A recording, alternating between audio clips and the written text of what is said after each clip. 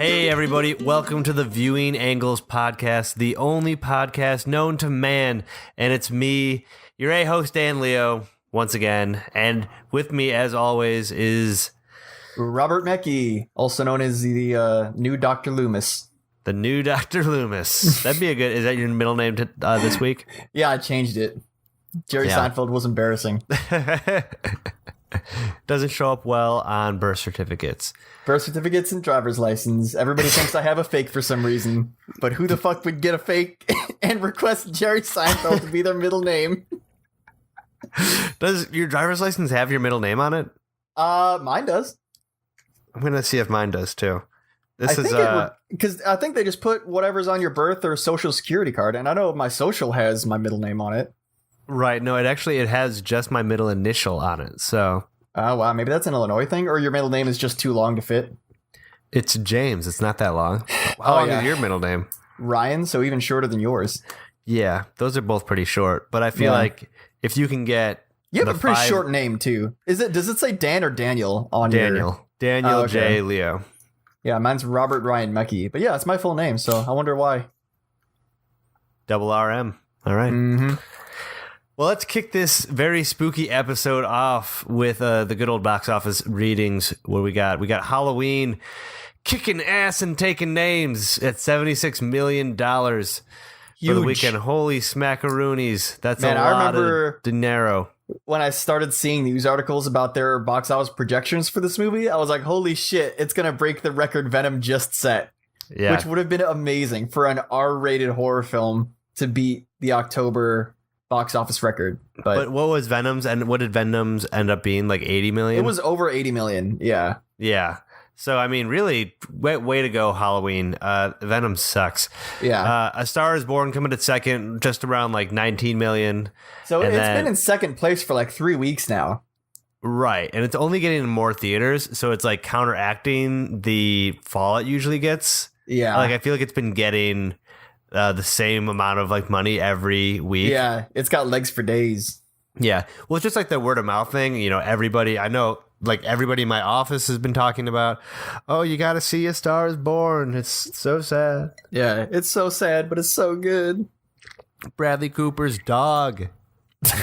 Oh, that little golden doodle is so cute. Yeah, really the hero of the movie, I'd say. Truly, yeah. Outshines Lady Gaga at every turn. Yeah, he cute all the time. And then Venom.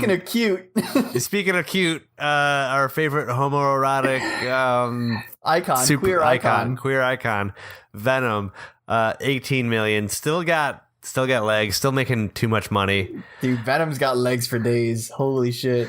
I want it to stop, please. You see, every once in a while, like The Onion will post just a picture of a bunch of bad things happening, and the headline will be, "Please just make it stop." Yeah. You want to replace that with Venom? Yeah, Venom, please make it stop. I don't like it anymore. I don't know, man. I'd let Venom lick my face. Yeah. Well, I mean, that's duh. But not the same. This is what it's made, you know, like over like 460 million. It's probably going to make as much as like Dawn of Justice. Like, oh, yeah. It's upsetting. Wonder how much Venom 2 is going to make.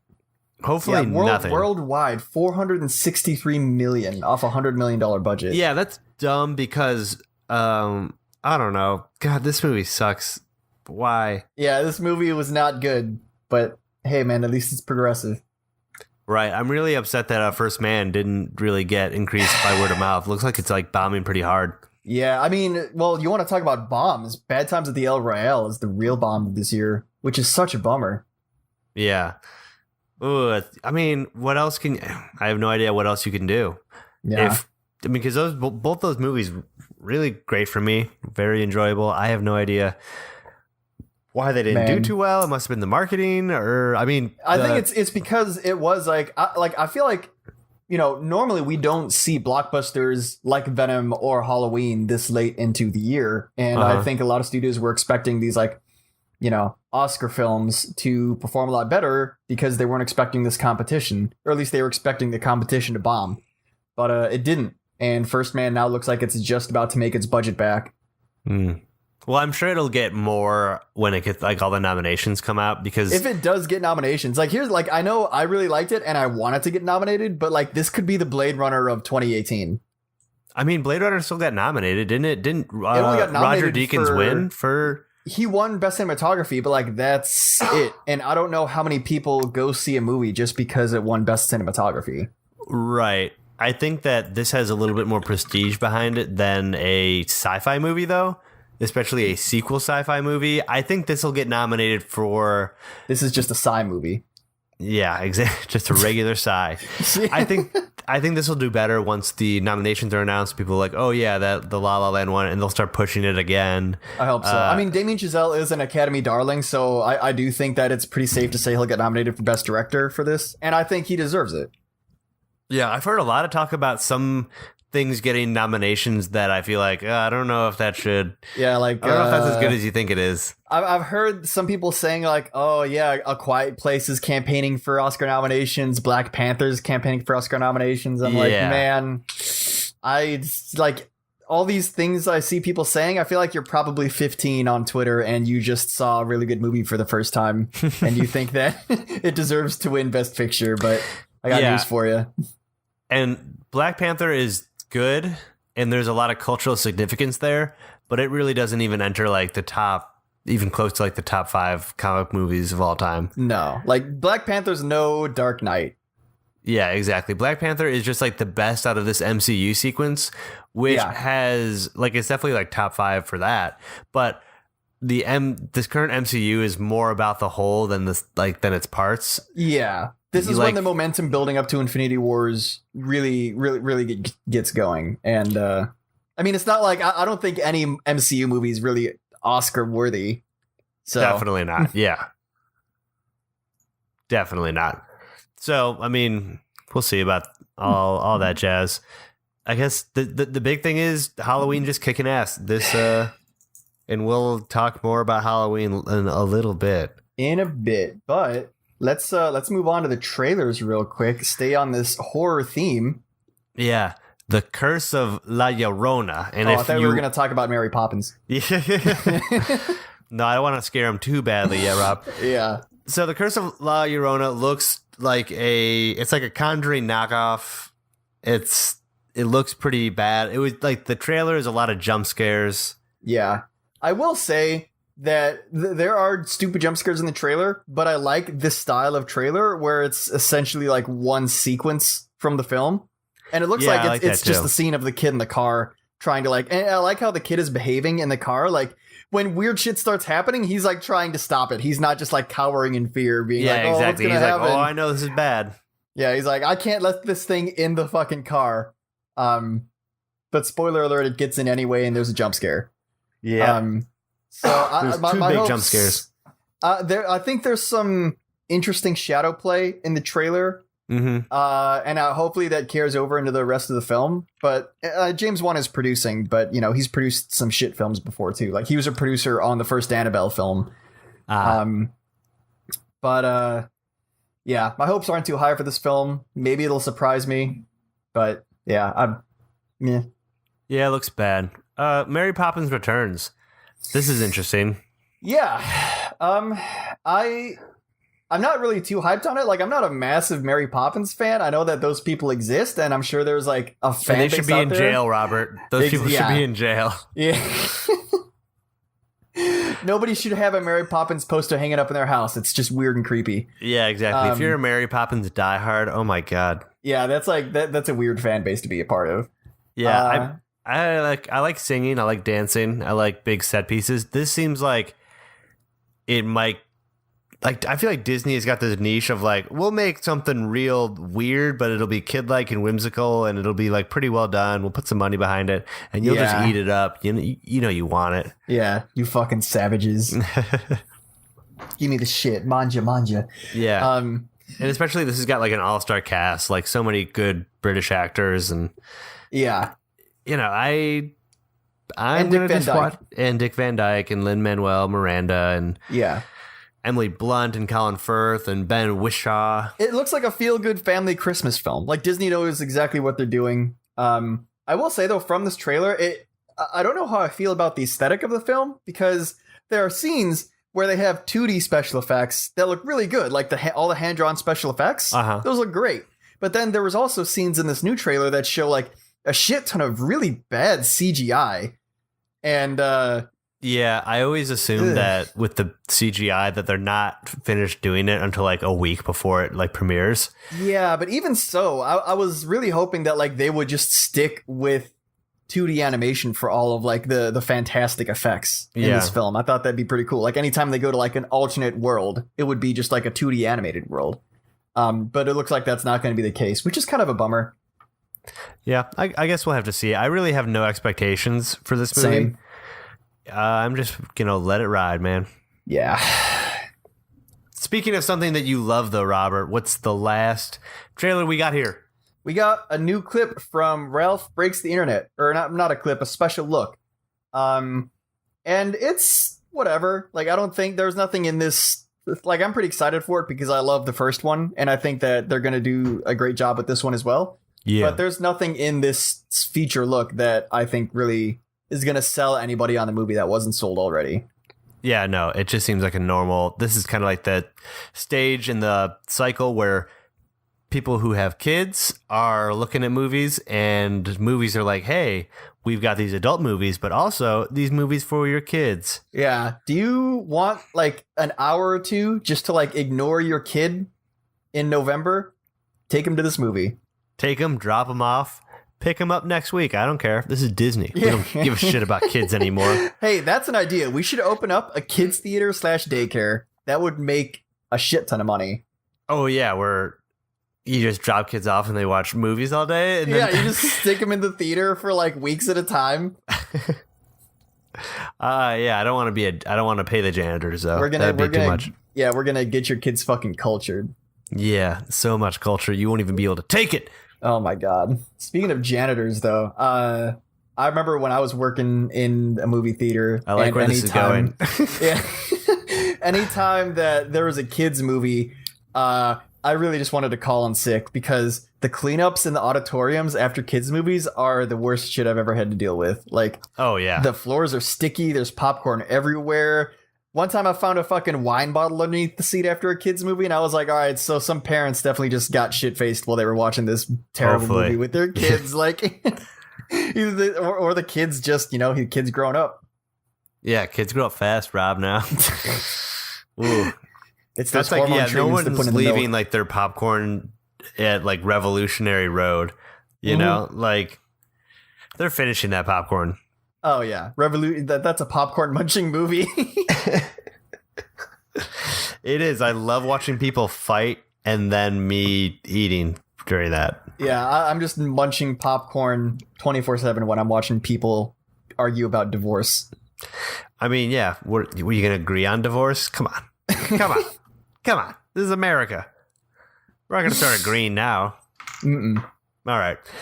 Let's get into the movies that we watched. Do we want to do the big one or do we want to do the little one first? I feel like we want to do the little one.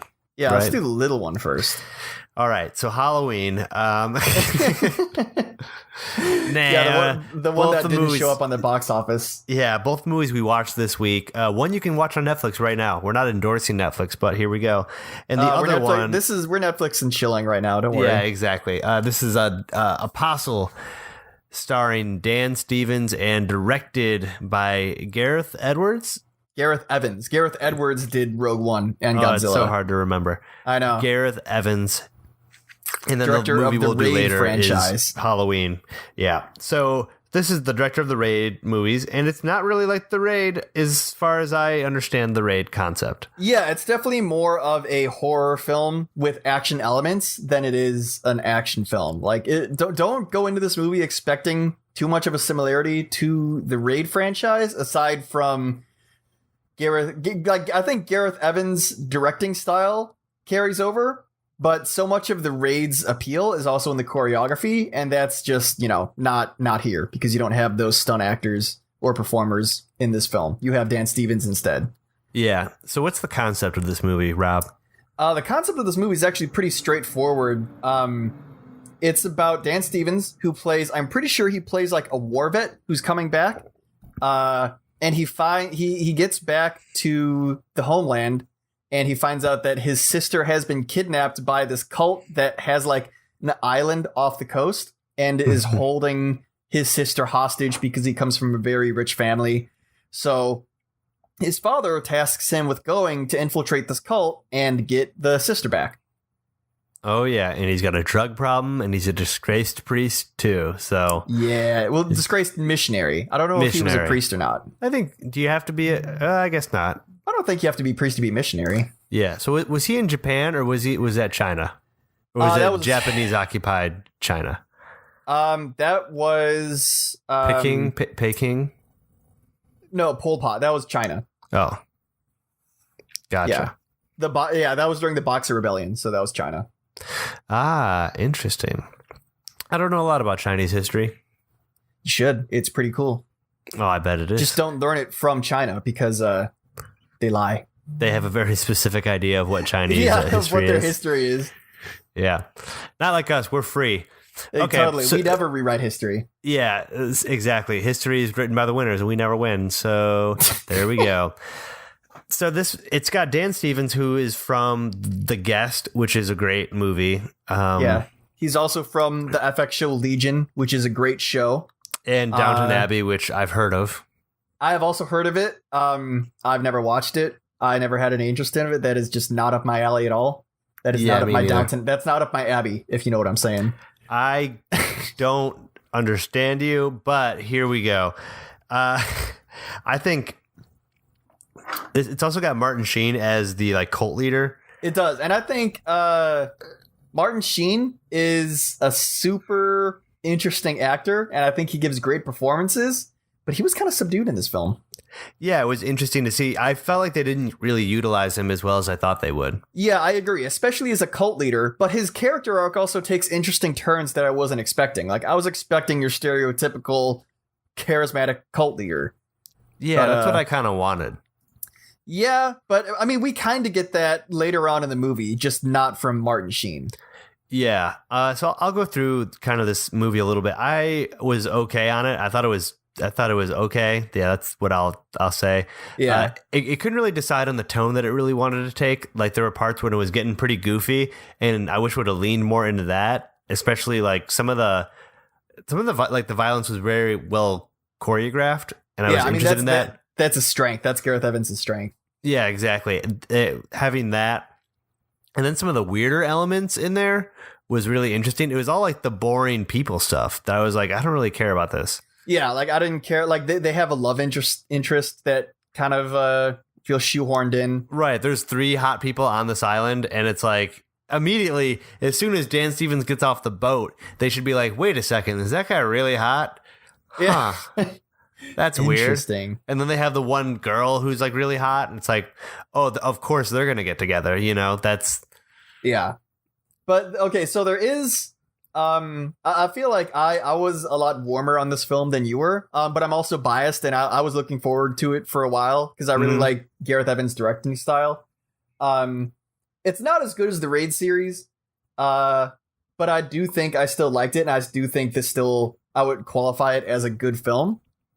And I think it's just because his direction style is so dynamic. And there's such like a momentum, I feel like, behind all of his films that I wouldn't consider myself bored when I was watching this film. Even in the parts that, like the human parts that I didn't think were as interesting, I thought that he framed the shots well enough and had enough like dynamic blocking to keep it interesting as a film, even if the narrative wasn't as strong as I was hoping it was going to be. Yeah, I thought it was interesting the way it was shot, and I thought it kept the momentum going, but the plot really wasn't there for me. I saw a lot of people making decisions where I'm like, that's kind of weird. Yeah. But I liked Dan Stevens. I like his arc. I wanted to see more of like that executioner guy with the bag over his head, and more about like this. So like gods are real. Like there's some kind of. I don't know. I kind of liked that. I like that this movie pretty early on is like, yes, there's some supernatural shit happening, and no, we're not going to explain it to you, because I feel like I don't think knowing more about what was going on with the island was going to improve the film at all. I think that we, like, as an audience, knew just enough to know, because like that wasn't really the focus of the film. Yeah. But I do appreciate that they weren't like teasing this over your head the entire time. Like, oh, is something actually magical, or are they just like doing sleight of hand the entire time and playing all these cultists? But it's like, no, there's some magical shit happening on this island. Yeah, definitely. And the violence in this movie is interesting. It's so good. It's good. It's not like too graphic. It's not like too like messed up. Yeah. Well, some parts I feel like are. Yeah, like this movie's not as violent as the Raid franchise. But I mean, there are definitely some like there are a couple like torture pornish scenes. I don't think they're as bad as like Saw. Like there's one specifically. Yeah. But I don't think it revels in it as much as Saw either. Like Saw, like those torture porn movies that were big in like the mid 2000s, I think reveled in the characters being tortured and dying. Whereas this movie, I think it's clearly meant to actually horrify you because the characters that are being tortured are actually enjoyable, like relatively likable characters. Yeah, and they're doing it's just like all in all, it's a tragedy, but it's I don't think the highs are as good as like the lows that it takes us. Like it really shows up some pretty messed up stuff, and I was kind of into it, but then it was like, well, none of this is going to turn out good for anybody, and I'm like, well, why am I watching? Like, I mean, that's a horror film though, like.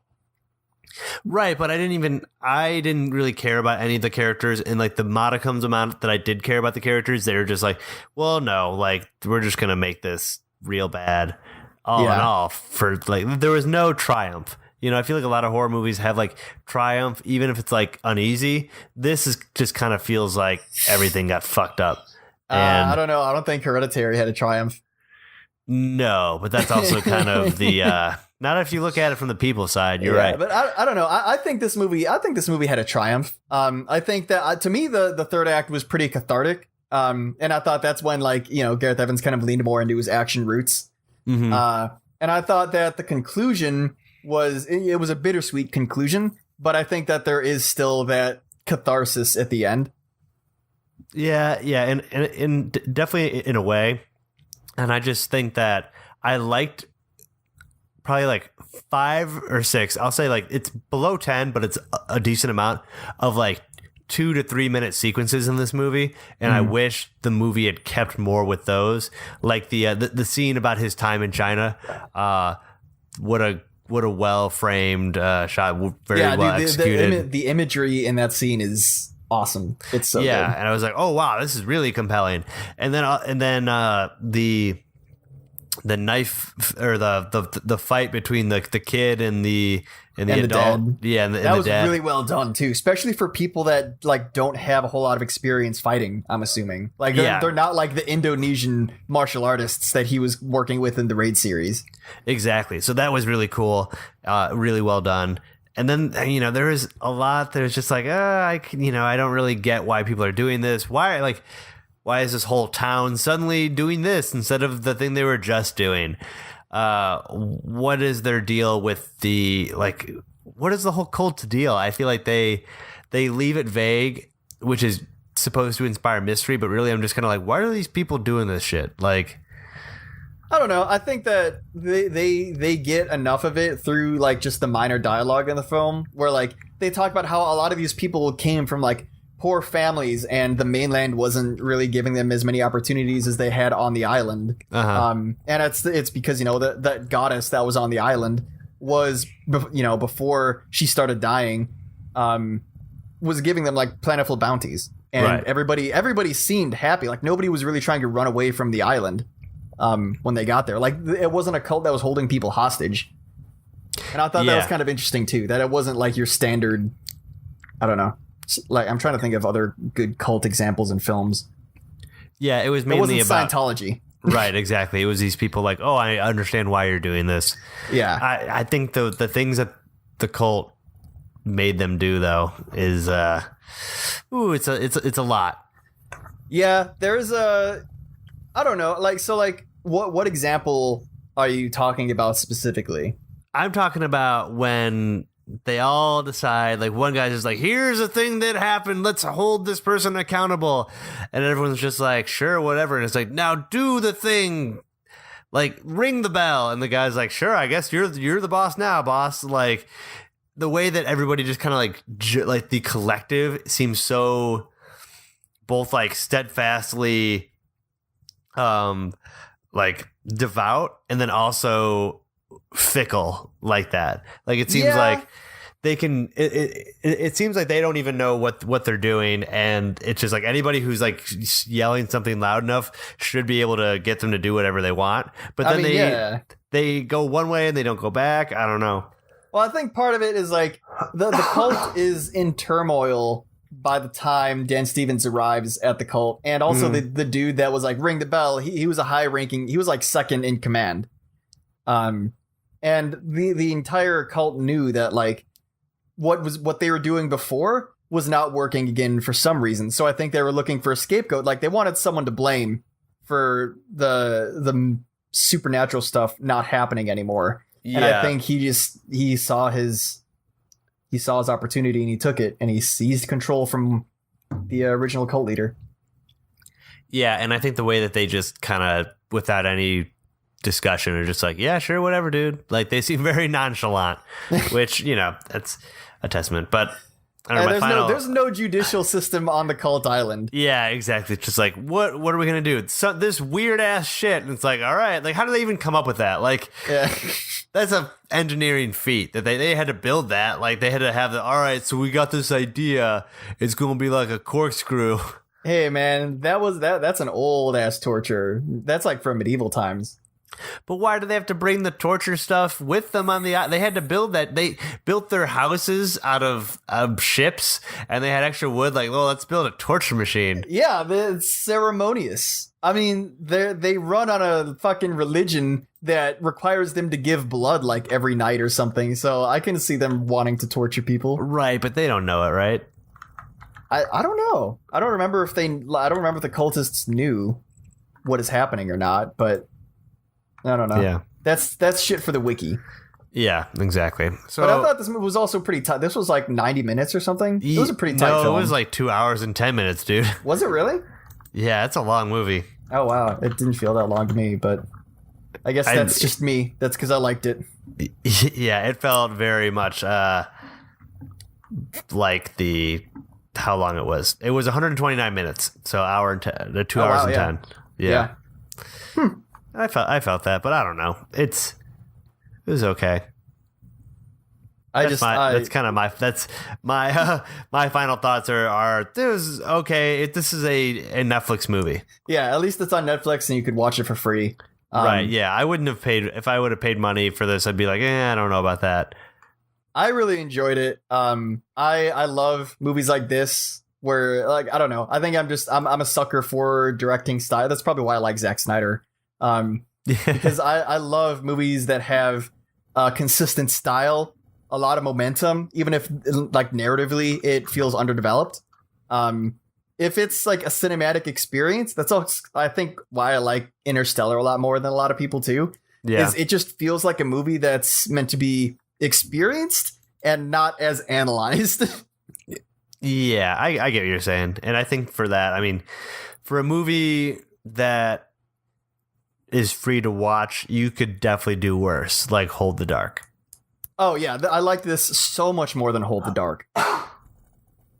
God bless you. Thank you. All right, let's move on to the next movie. Or no, let's do our film or flick. As a film, I'll go. I think it's better as a film than, I don't know. Actually, I think it's medium for both. Yeah, pretty middling for you on both fronts. Yeah, exactly. If you're with a bunch of, I don't know if I would recommend it. If someone's like, oh, what about this movie? I'd be like, yeah, it's fine. If you got nothing else to watch, go for it. But there's a lot of stuff out there. You could probably do better, especially since like Halloween. It's a perfect time to really go back to some classics. Man, I don't know. I feel like I would have watched this over Halloween. Oh, really? Oh, man, You're fucked up. That's I definitely don't feel that way. Man, yeah, I don't know. I think this works as a flick with the right people. I think it's a good time. As a film, I think it has some merit. And again, I think Gareth Evans is a technical master. I think that the choreography and the blocking and the cinematography in this film are all great.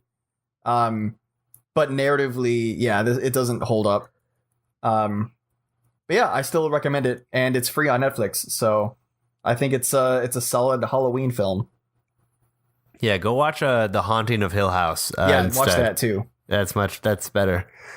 But it's so much longer. Yeah, you're right. All right, let's get into our main feature, our main movie this week, the one that we both saw in theaters, the new Halloween movie. It's a reboot / sequel where it just acts like none of the other movies happened. It takes place in continuation of the first movie, ignoring all of the other 6 Halloween movies. So it's a complete update, directed by David Gordon Green, known Danny McBride collaborator, indie director. It's co-written by Danny McBride and David Gordon Green as well, I believe. Yeah. And basically it's however many years later. It's been 40 years or what since the first Halloween. Yeah, I think 40 years, yeah. Michael Myers is old, and Laurie Strode is bitter and crazy. She's got her whole thing set up to kill Michael Myers if he ever comes back. An armory. She's got like armor-plated windows and shit. She's got a fortress. She is prepared, and she's trained her estranged daughter and granddaughter how to do stuff. I guess the granddaughter has no idea how to do anything, right? Yeah, she's kind of useless.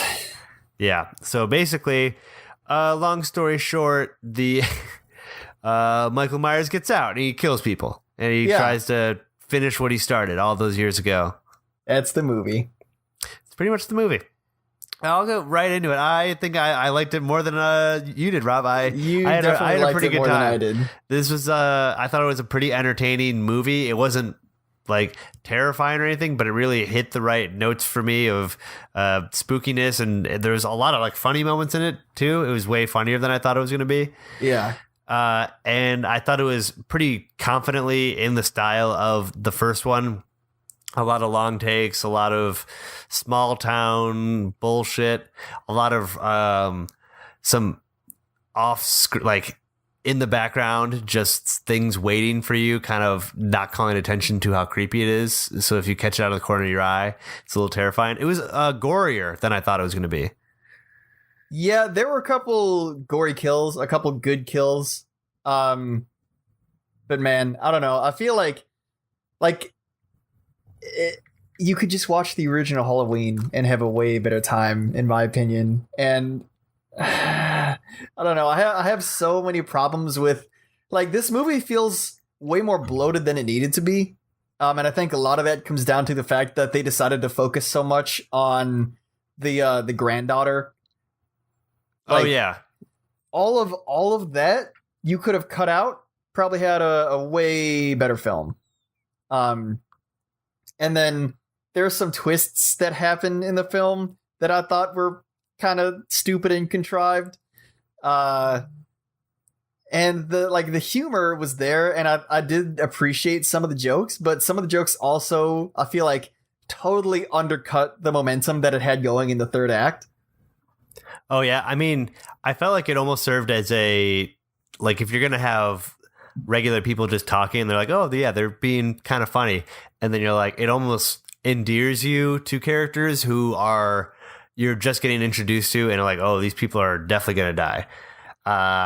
So immediately having that like kind of emotional, like, oh yeah, these are like good people, and then it's like, hey, what's going on over there?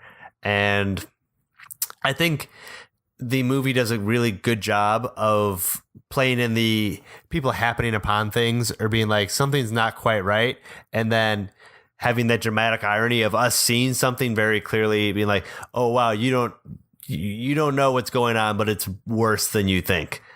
Yeah, but I feel like they're like, they could have done it so much better, and I don't know, maybe it's just because like David Gordon Green is not a horror director. I don't even know what to call David Gordon Green. He doesn't really have a single genre that he sticks to. Yeah, he's like an indie director. He directed Pineapple Express. He directed Your Highness. He directed Joe, starring Nicolas Cage, which I actually really like. And then he did like Prince Avalanche and Our Brand is Crisis, and he's got a super weird filmography. Definitely, yeah. And I feel like it's also super inconsistent. And this movie didn't feel like it had a whole lot of style to it. Whereas I feel like, the original Halloween by John Carpenter, like it's fucking John Carpenter, and it's genre defining. Whereas this, I think it's really good fan service. And I think that came through, but I feel like it feels like this movie only exists as fan service. And it didn't, like, when I was getting hyped for this movie. Yeah, I can agree with that. I really thought this was going to be like the narrative conclusion, like the final confrontation between Laurie and Michael. But I don't think that's what I really got out of this movie at all. And if anything, it's just trying to set up another, like, I don't know, 20 Halloween sequels. And there's going to be another one because this movie made, $80 million at the box office opening weekend. Yeah, I can see where you're going with that. Of this movie is not a, it's not like a cap to the series, like not a way to honestly like bring it all together. Yeah, and I don't think that's what, in the same way, like feel like Rob Zombie tried to do that, of try to make like, oh, I'm gonna remake Halloween, but make it make sense. And I think that's what's partly cool about the first Halloween is how it doesn't really make sense. Like, it's only in retconning the other things have we gone into Michael Myers making sense with, like, oh, Laurie Strode was actually his sister, and now it's like, oh, there's this thing called like the Shape, and it's like that he's just like evil incarnate, whatever. And this is like all that explanation. This is kind of just like, yeah, this is just a bad dude who like wants everyone to die. He wants these people, not even everyone. He's on a mission, and it's not really said like what his intentions are. Like, it's really kept, and it's enough chaos for me to have that kind of fear. Like, oh man, this guy obviously has a very clear idea of what he's doing, and he is not acting by any kind of like rational thought on the way he does things, except he is murdering people in these it doesn't even feel like they're like gratuitous. You know what I mean? It really feels like, I'm going to kill you. This is what I have with me. I'm going to use it. Yeah, it feels efficient. Yeah, which is to me the most disturbing part about the Halloween series is that I feel like he never really goes for crazy, like he's never like rip people off or like whatever. Like, it's very clear, like, oh, I've got this knife, I've got my hands, and those are the things that I'm going to use to like kill you. And you can try and stop me, but it's not going to work. Yeah, they're so I like that. I like that that he feels just he's a force of nature. And he doesn't take like pleasure in killing. He's just doing it because it's like, this is what I do. Right. But then it becomes kind of inconsistent because there are scenes like the bathroom scene where he's clearly making a theatrical example out of these kills. But like, that's the only time that happens in the movie. So I feel like that's not as much of a theatrical, like the theatrical. Oh, you mean, with like the big scene in the trailer when he like, and he's dropping the dude's teeth. Yeah. And I'm just this feels like it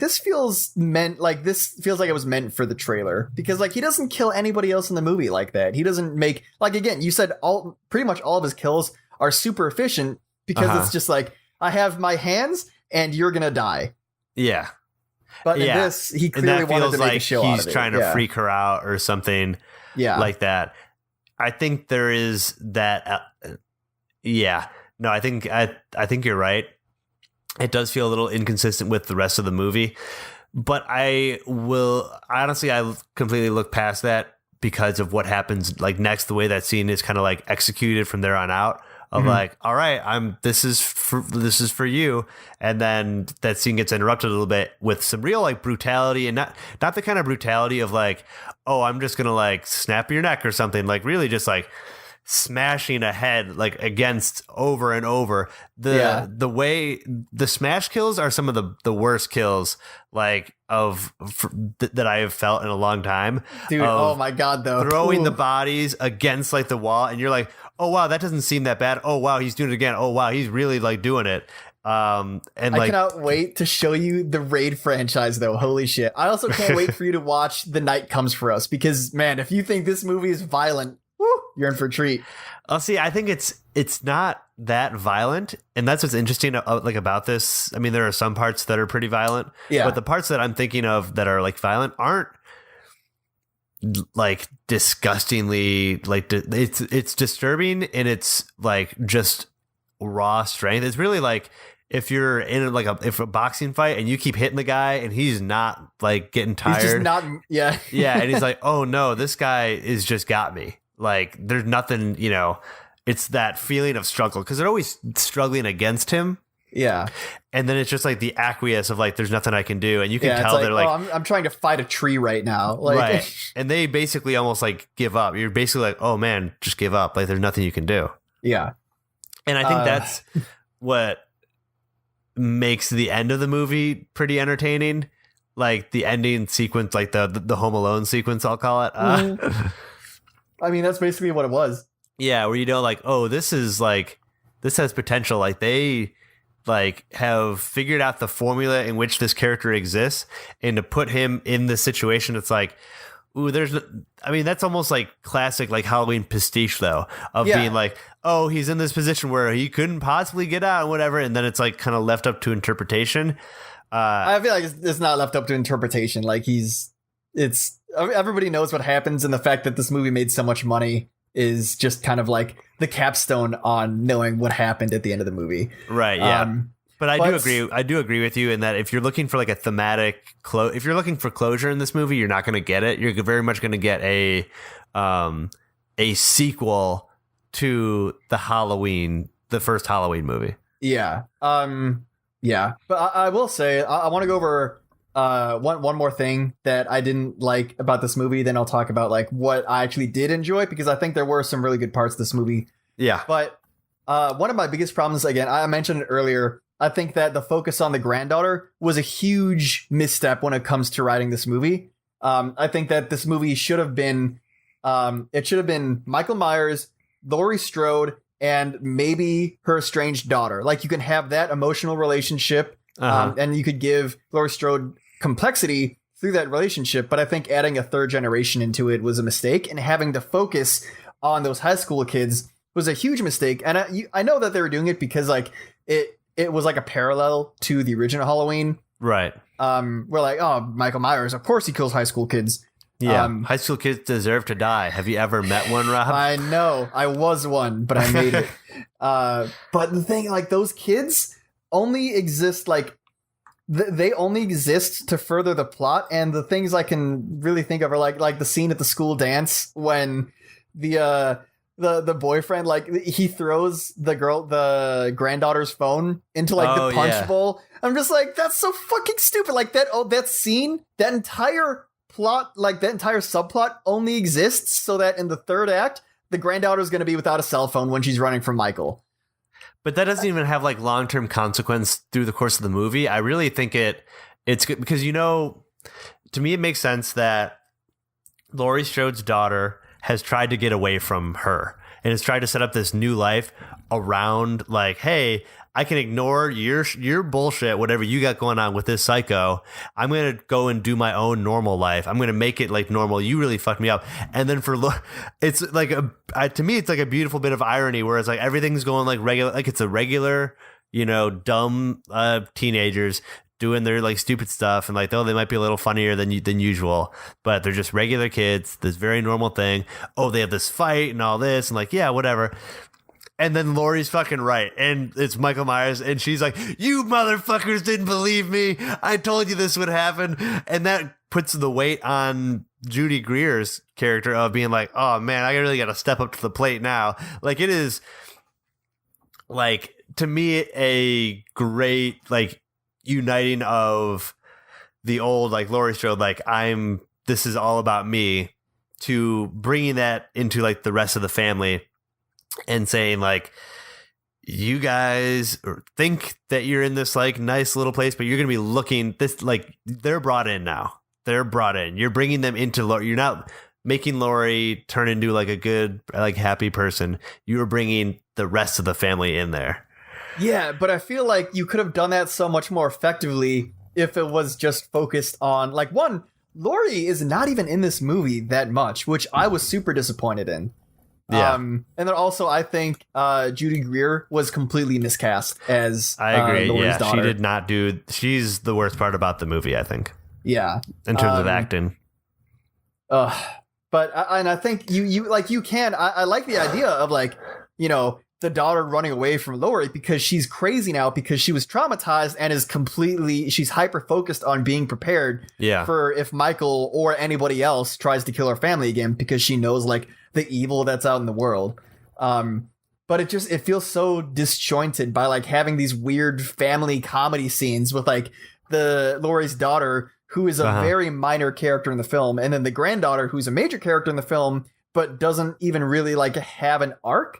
Like the arc in this film felt like it was supposed to be Laurie's granddaughter, where she was supposed to be the one who ran away from Laurie because she thinks she's crazy, and then comes to accept her preparations because Michael escapes. But her granddaughter doesn't have like a very big role in that dynamic. And I think that there's just a lot of time wasted on her story and her friends' stories. She's a MacGuffin, definitely. In that, I mean that she only exists to kind of throw like some weight around. Yeah. And I think it really depends I was invested in like these like high school kids as much as I feel like a horror movie kind of just tells you, hey, these high school kids are nothing, but get a little bit invested because you remember. It's like, oh, okay. You know, so I think it serves the purpose. But if you really don't buy into these high school kids and just being like, I should care about them because they're like kids, I felt definitely more connection with the other kids that were not the granddaughter. Like, everybody that dies. Spoiler alert, the teenagers die. Yeah, exactly. And it's not good for them. No, it's pretty gruesome. Right. But you know what I actually just realized though? Never mind, I won't spoil the movie. Okay. But we'll talk about it after the podcast. But so getting into the stuff that I did like about the movie, I liked the way the movie opened. And I thought that the insane asylum sequences were really well done. Yeah. And I also liked when I liked how the podcasters were like trying to provoke Laurie into reaction when they first started interviewing her. I thought that was pretty cool. After that, the movie kind of falls off for me up until the third act, where I really like the dynamic between Michael Myers and Laurie Strode in the third act, because it's a shifting power dynamic throughout the entire act. And I really like the sequence is really well done, where you have Laurie walking around the house and she has these gates that she's hitting to like lock off certain rooms when she knows that he's not in there.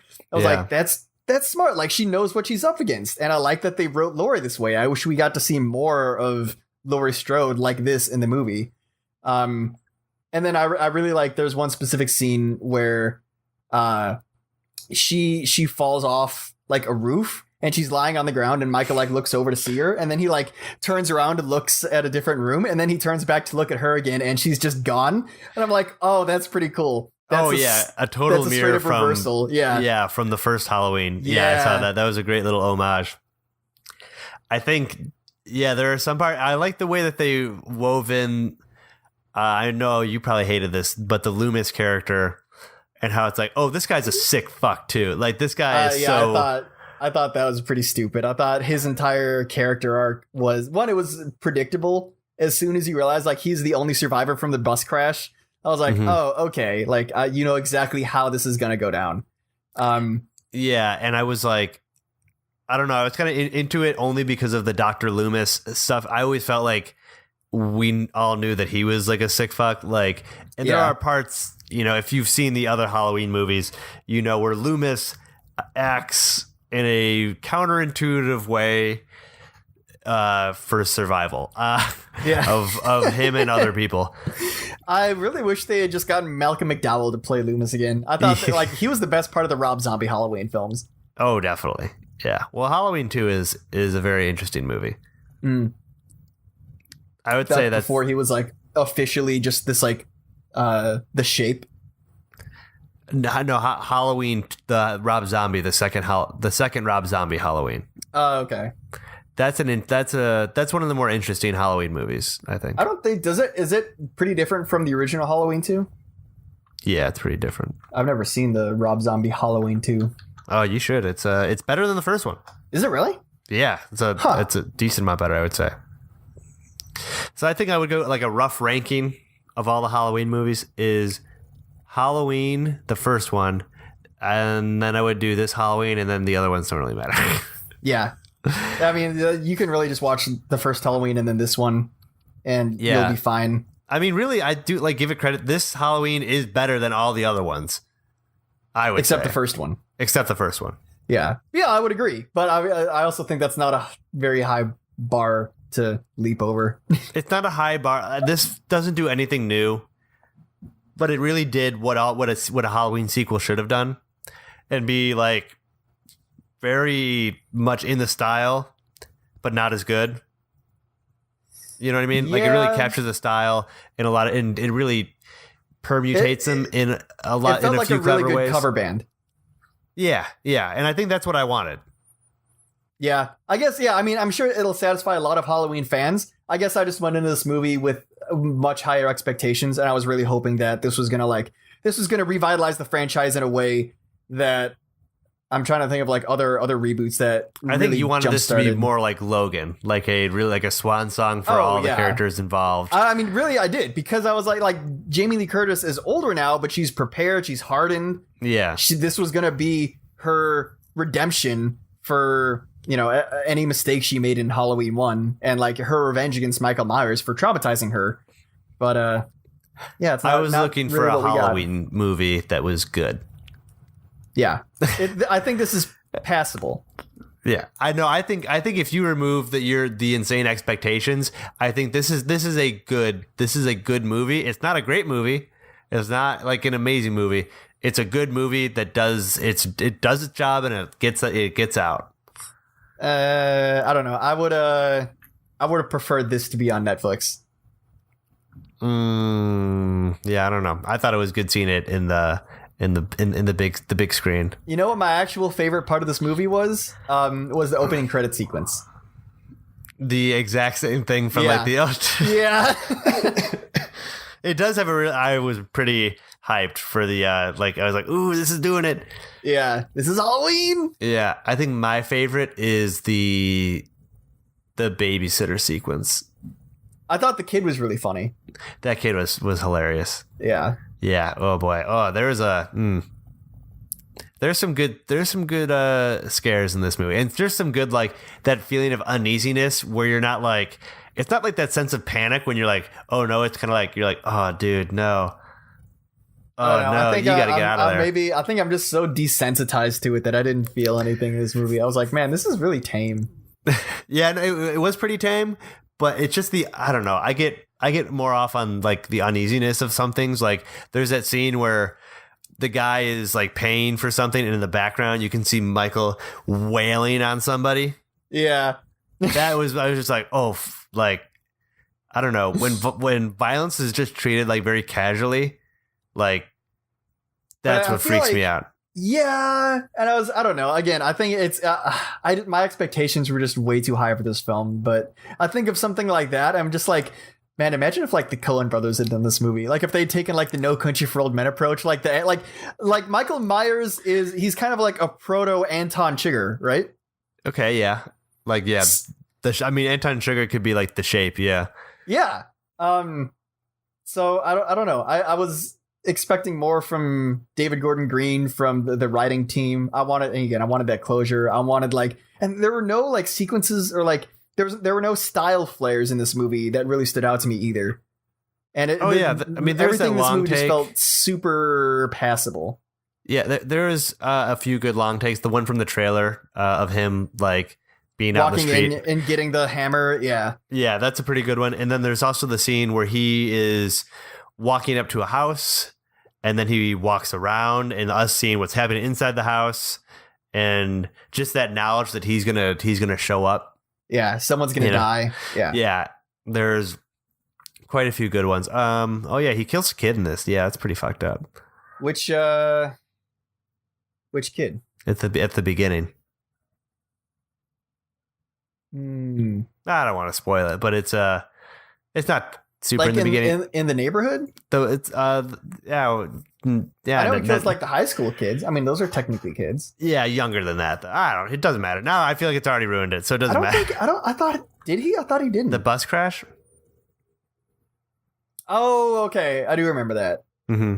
Sorry, I'm struggling. I could hear the whole. To remember this movie. Yeah, I could hear the whole theater be like, "Oh no." Yeah. Oh man, that kid was so stupid though. Yeah, we're all stupid when we're kids. We're all stupid when we're in horror movies.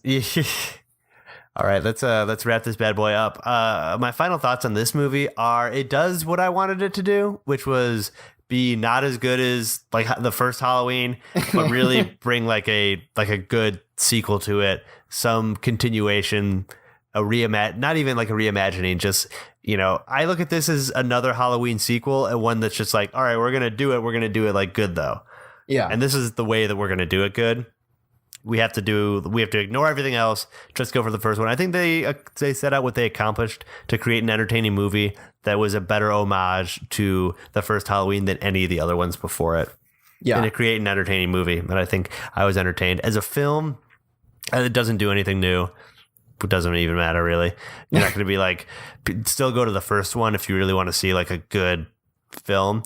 As a flick, I think this really gets the job done when it comes to like horror movie. It's not scary enough where you'd be like, hey, you can't see this movie, you'll freak the fuck out. Yeah, this isn't Hereditary. Yeah, exactly. This is a very like, hey, let's all watch this and, you know, have a good time, like have a few beers and, you know, get her done.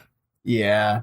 But I feel like even when it comes like, okay, so my final thoughts are even as a flick, I think it's totally passable. I think if you really want a Halloween movie to watch in theaters, or like you're a really big Halloween franchise fan, this movie is going to be fine. And I think that I appreciate that it is better than any Halloween movie that's come out after Halloween 1. But yeah, just lower your expectations if they were set pretty high. And see it at like a matinee price. As a flick or as a film. No, I feel you got to see it at the full theater. I don't know. I feel like that didn't have too much of an impact. Well, you saw it at the Alamo Draft House, so there was like 10 other people there. It was a full theater. Like it was. I got lucky. I got like one of the last 3 seats available. So I mean, it was a good time. Like people were laughing at the jokes.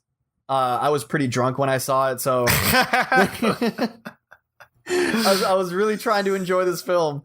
But as a film, I think it falls short in like almost every aspect. I don't think there's anything too remarkable about it. And I think part of the reason that I was so disappointed is because this really felt like they had taken a break from the Halloween franchise. You know, they let Rob Zombie do his thing. It didn't work out. They waited like, I don't know, 10 years or something, almost 10 years for another Halloween film. And I really felt like they were taking their time to put something out that was going to leave an impact, because this is a legendary franchise. And it just didn't really hit the mark for me. Like, this is David Gordon Green's no John Carpenter. I'll agree with you on that. Yeah. But yeah, so those are my thoughts. It was okay. I feel like I felt the same way about this as you felt about Apostle. Ah, man, that hurts me. All right. Well, that was a pretty good review episode. I was all into all of that. But let's wrap this bad boy up. I've been Dan Leo. You can follow me on Twitter at the Dan Leo Show. Letterboxd, check out my reviews. Username DLeo. And, you know, the podcast website, viewinganglespodcast.com. Follow us on Twitter at viewingangles. And what about you, Rob? How do the people get in touch with you? You can follow me on Twitter and Letterboxd and Instagram at Robert Jr. Jr. Nice. Yeah. All right. Well, what are we going to review next week, Rob? That's the big question. I think we should review mid-90s. Looking forward to this. Oh, yeah? Is that the only movie coming out next week? And only major movie, I think. But I also want to talk about The Night Comes for Us, so you should totally watch that. Yeah. Oh, wow. There is like nothing. Are you sure you don't want to watch Suspiria? Yeah. Oh, yeah. That's only coming out in 2 theaters. Oh, is it? I thought this weekend was the wide release. Nah. Oh, wait. Dang. We could also see Johnny English 3. No. You want to see Hunter Killer? What is that? It's the Gerard Butler submarine movie. Oh no, this is such a garbage weekend. What? How did this happen? How are there like multiple like stacked weekends of like good movies and then just this random? Dude, because they know Halloween's gonna have legs. It's Yeah. Halloween weekend, man. Well, I mean, And then- close enough to Halloween weekend. Yeah, and the weekend after that, we've got it's Bohemian Rhapsody, Man, which the early reviews came out today. they're rough. They're not good. Yeah, what a But Boy Erased also comes out next weekend. yeah, that'll be sad. Yeah. Oh, you know what's also hilarious? That fucking Disney. Like, you know what's as funny as a gay conversion therapy movie? Yeah, I don't know, is Rob. Joel what- Edgerton playing a priest. Yeah. You know what's as funny as Lucas Hedges' performances? The Nutcracker and the Four Realms, that like Disney big budget Nutcracker remake, Yeah. that's coming out next weekend. Or not, yeah, next weekend, not this weekend. Right. I don't think anybody gives a single flying fuck about that movie. Like, I haven't seen them advertising it. It looks expensive, but like, man, what? Who greenlit this at Disney? Probably the same guy that fired James Gunn. Nutcracker and the Four. Oh, and that's going to be in like 3D and stuff. I bet. Yeah, they're still doing that. I thought that died in like 2011. No, this is ooh, it's going to be upsetting for everybody. Yeah. Keira Knightley's in it. Yeah, Morgan Freeman's in it too. Oh wow, and isn't he just off all the bad stuff he did? Is that Helen Mirren? Helen Mirren's in this too, dude. What the fuck? Yeah, it's got a stacked cast. I mean, it's just gonna be too bad because I wonder what the budget is for this movie. Probably over 100 million. Fucking yeah. CGI fest. Why do people make public domain CGI fests? Like, I think I don't know. They're just like, let's be like a child's imagination, real shitty. yeah. There's a reason 99% of you will not grow up to be creative artists. Because you don't believe. All right. Well, that's it for us this week. Check us out next week. Subscribe and rate. Do all the fun things that your mom hates. Exactly. Merch link in the bio. Merch link in the bio. Yeah. Rob's coming up with all kinds of fun stuff. Oh, get hyped. Yeah. All right. Well, this has been us. Bye.